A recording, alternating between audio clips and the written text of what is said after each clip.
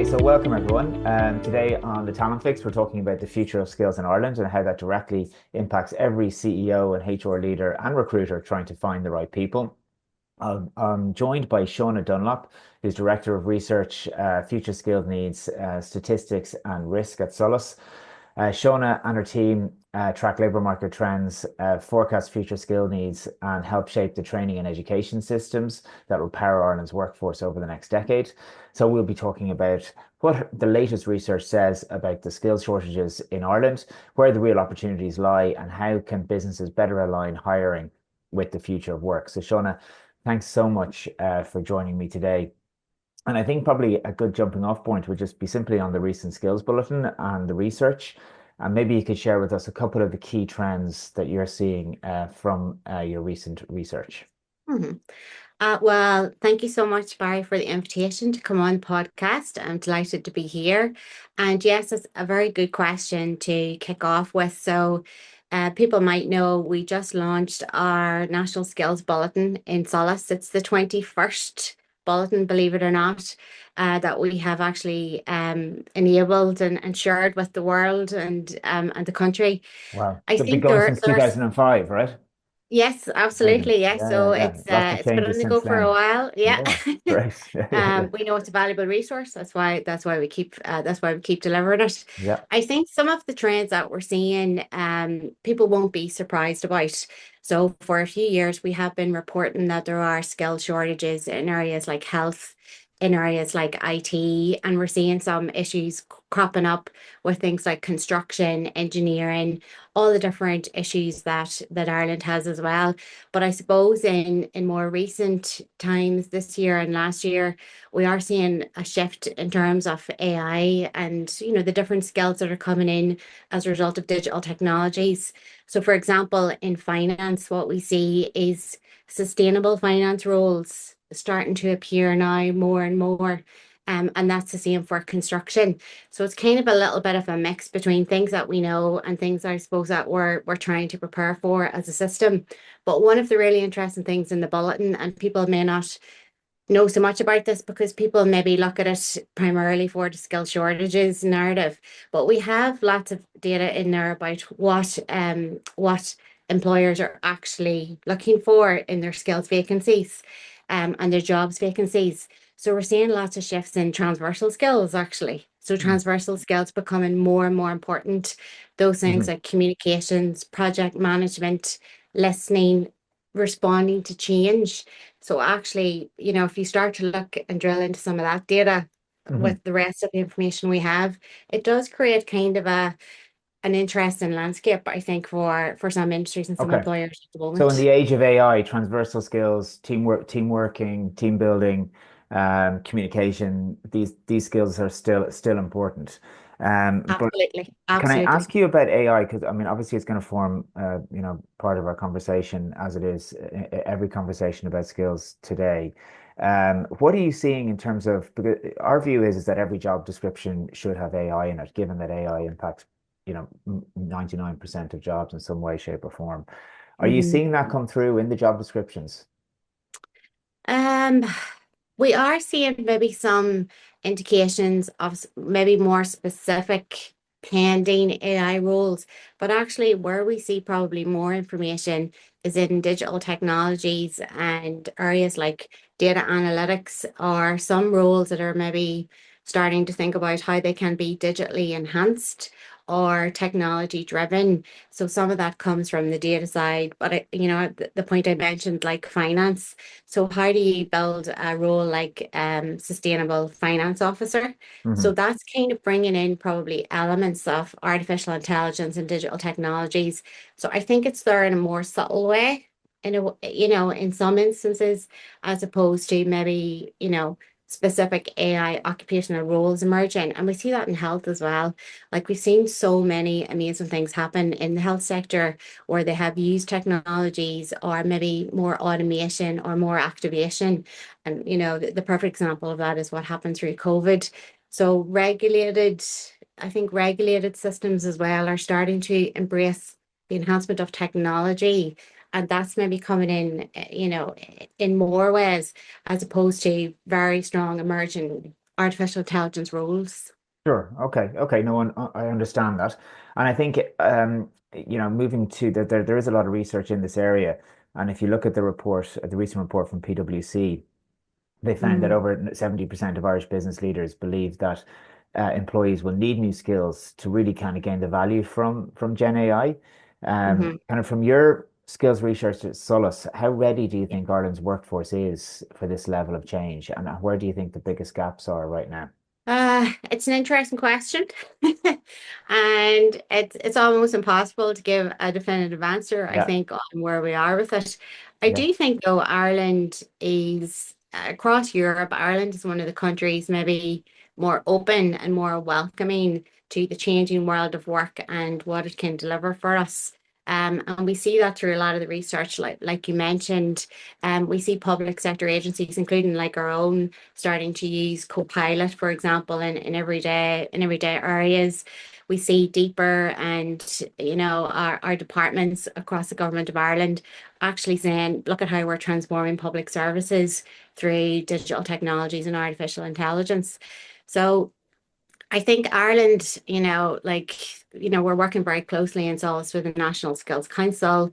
We're looking at this idea of a National Skills Observatory as well to be established for the country. And I think what that will do is it'll bring together a lot of that research, a lot of that thinking, and a lot of that ambition as well to try to say, well, I think one of the questions with artificial intelligence always is, well, what's the issue we're trying to Yeah. solve? Yeah. Yeah. Yeah. Or what's the opportunity that we have that, this could actually help us deliver. So I think Ireland are open. Yeah. My feeling is Ireland are open to the power of it and the transformation of it in recruitment, in construction, in design, and lots of those creative industries as well that, Yeah. Yeah. that are Yeah. probably a little bit impacted by it. Yeah. But it's hard to give a definitive, It I is. think, It is. But it's answer on it. you Yeah. used a word like that, the power of AI, and I think it Yes. kind of leads on to that idea of kind of augmented productivity, and I think that's what workers potentially should be looking at and how they can use AI to increase their productivity. Yeah. I think in that same report from PwC, they showed something really interesting that even jobs that are considered highly automatable, wages are rising when workers have AI skills. So, highly Mhm. automatable jobs like in customer service, etc. So, from Sola's perspective, does this confirm that the real priority for Ireland right now isn't necessarily job protection, it's rapid upskilling in digital and AI capability for individuals? I think absolutely the priority for Ireland is looking at our skills landscape 100%. And what we have to be very mindful of, particularly in Solace, where we're the Further Education and Training Authority, is that digital is not the answer to everything. And not everyone will engage with digital technologies in the same way. So, whereas we have the Adult Literacy for Life strategy across Ireland, and that has to work in partnership with industry and employers as well, because there's different profiles of people, industries, learners, engagement across the country, but skills is 100% how we need to be thinking about how we shape the future of work, how we shape the future of education to support that work and the change in society that we're in. And there's no question about that. And I think certainly that's where our department is, Department of Further and Higher Education, Research, Innovation and Science, when we're thinking about how we build a kind of the strongest ecosystem that we have in partnership with industry to make sure that we do have the skills that we need for the future. Okay, okay. So if we look at if we talk about the future then, and if we look at it from an employer's perspective, Mhm. um, what can employers do, or how can employers prepare for these emerging roles and these required competencies? What should they be doing today? Um, I think that the power of partnership is really important here, that we have to make sure that we are connecting as a society together. So whereas we've really brilliant parts in our skills and industry and education ecosystem at the moment, how we work with different partners through the National Skills Council, the Regional Skills for Enterprise Ireland, IDA. We have a great sort of landscape in our own organization. We have our skills and labour market research unit. So I think employers, employers have at their fingertips to a degree information about what the skills shortages are, what we're seeing as a national country, where the roles and potential changes are in jobs in the future, like health, like professional services, like engineering. But I do think that there is an onus on us in the public sector in the world of skills to make sure that information is easily accessible and easy to use and bring into, how employers are actually thinking about their future roles or future industries. And with the OECD, as you know, did a Mhm. review of Ireland and our skills ecosystem. And one thing that they have looked at is, well, do we have a really clear skills forecasting system for the Mhm. future? I mean, that's vital for employers and for industry and for all of us. So we are actually working on that at the moment in SOLAS. So we Skills are forecasting. Yeah. building a bespoke forecasting model that will be a sectoral forecasting model. Now, we've had lots of examples of this in the past, really good examples with partners like the ESRI. So we're trying to build on everything that we know, but we're building this together as a system as well. And it's hopefully going to be a component of that national ambition we have for skills. So I think at the moment, the best thing for us to do is to keep that connection, keep curious, keep interested about what's changing in work, what can we learn from, what information, research, analysis, and skills can we bring together, and keeping that national skills conversation very vibrant and very Mm. connected so that it's relevant for us all. But I know we do need to, try to get our 200 plus page national skills bulletin into formats that is maybe more easy to digest for industry and for employers. Absolutely. And it is very easy to digest and it gives such valuable information. I think it's a brilliant tool to have. I think you mentioned the Regional Skills Forum, and I'm currently chair of the Dublin Regional Skills Forum. So Yes. always happy to kind of promote the work of the Skills Forum and creating that link between businesses and employers. Or sorry, Yeah. businesses, excuse me, and education providers. And I think FET and SOLAS like play such a key role in that upskilling journey for employers and their employees. And especially now as Ireland has shifted, right, to a much more kind of highly skilled economy than it maybe was, 20 years ago. So, Yeah. can you, because I think there's great resources available in the further and education sector. Can you give us Hmm. employers some specifics and how they should go about accessing that? Because certainly in my role as chair, I think it's a greatly undervalued and under maybe, companies just simply don't know about it. And I Yeah. think it's great to use opportunities like this to promote it. So yeah, maybe you could Yeah. chat about what's available through micro qualifications, etc. a bit. Yeah. I mean, as you said, there's so much available, and like we work very closely with regional skills fora, and they're a very important partner to us. But I mean, anyone listening to this, no matter where they're coming from, they could be in employment, they could be retired, they could be a parent thinking about a child or a teenager who's going to make a transition soon. There are opportunities for everyone actually when it comes to the further education and training system. So micro qualifications you mentioned, that's a hugely important new kind of innovation. It's in further and higher education at the moment. And essentially, if you're in employment, you can pick up a very important skill set very quickly and very easily that is hopefully very relevant to your actual industry because they're all developed in partnership with employers.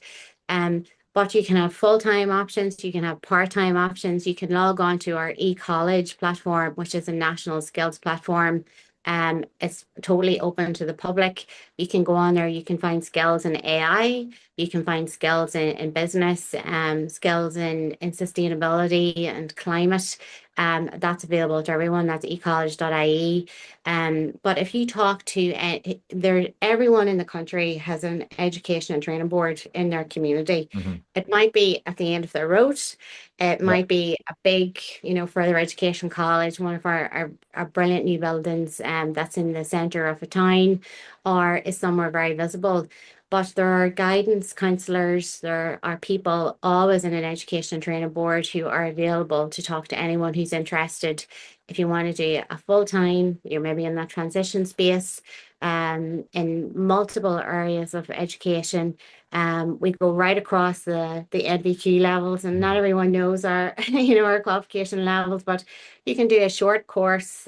You could go into an evening class for a couple of hours a week in something that you're interested in, or you can maybe go up to level six, which is kind of a more, it could be a 6 month course or a 9 month course or a couple of years where you're more specialized working with industry. And again, that's in nearly every area you can think of: health, technology, engineering, maybe chefing, hospitality. Like essentially it's all there. So and most of those courses are free as well. Do you know? So if you're in employment and you want to upskill, there's a Mm. course for you there. Yeah. If you're in a different pathway, and there's all kinds of pathways, there are ways that we can support you in education. Everything is available on our website on sols.ie, and you can have a browse around there and see what's interesting. Fantastic. I think, and from experience, I can certainly say that once you're actually in the system, the people in the ETBs are hugely supportive and helpful when it comes to providing these upskilling opportunities for you and your employees to make sure you're as competitive as possible and as productive as possible. And I think the level of the education, I know that can sometimes get it is a little bit confusing, but I think the point is that you'll have the skills that you need to stay competitive, and ensure that, you're as productive as possible, as a business or as a worker. But certainly from experience, it's been a hugely positive experience for us in terms of, dealing with the ETBs, and the Great. education training providers. So, look, I think that's a great way to finish up, and you've given the website there for people to access the resources on solas.ie. And Shauna, look, thanks so much for joining us today. Really appreciate your time. The pleasure. Thank you so much, Barry.